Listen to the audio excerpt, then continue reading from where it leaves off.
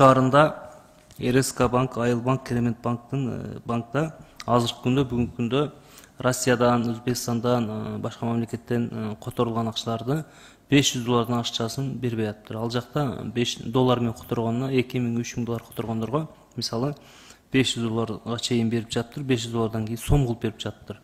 Болгондо да 3 сом, 4 сом разница менен берип жатыптыр. Бул банктардын бизнеси же эмнеси, чекти каяктан алып койдуңар? Өткөндө бизде жалпы жыйында Улуттук банк төрагасы айткан эле, эгерде доллар менен которса, доллар менен беребиз деп. Бул боюнча ушул банктын төрагалары жооп берип койсоңор, Айыл банктыкы, Керемет банктыкы, РСК банкка. Неге Ош шаарында азыр ушундай болуп атат?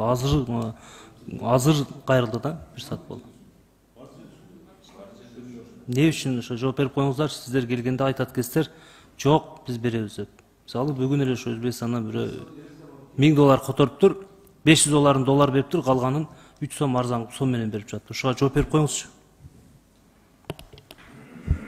Саламатсыздар, РСК банк председатели Букуев. Саламатсыздарбы.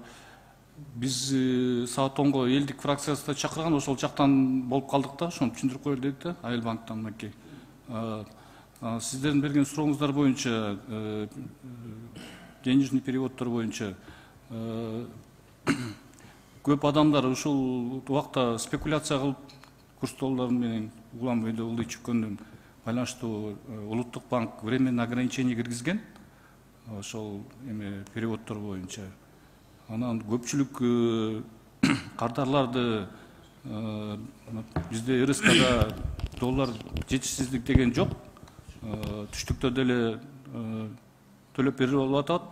Анан кээ бир арыздар келип чыгып атат. Анан Улуттук банктагы атайын WhatsApp группа түшүп, ошо арыздар боюнча ар бир арыз каралып атат азыркы күндө. Рахмат, түшүндүм сурооңузду. Мындай да, сунушуңузга биринчиден биз жалпы жыйында Улуттук банк төрагасы эч кандай андай шектөө жок деп айткан.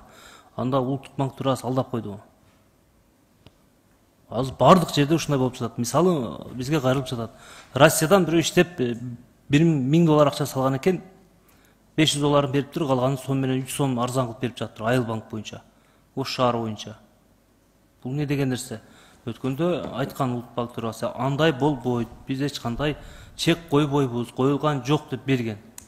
Улуттук банк төрагасы алдап жатыптыр, же силер алдап жатасыңар да. Элди мындай дүрбүлөнгө салбаш керек да. Ал жакта өзү жон тери менен иштеп, кыйналып, пештелер менен иштеп, акчасын салып жатса үйүндөгүлөрдүн. Үйдөгүлөр ошол акчаны алыш керекпи? Ошодон да акча жеп каласыңар силер. Чынында болбосо иштегиле, болбосо кеткиле. Элдин акчасын жебегиле силер андай кылып.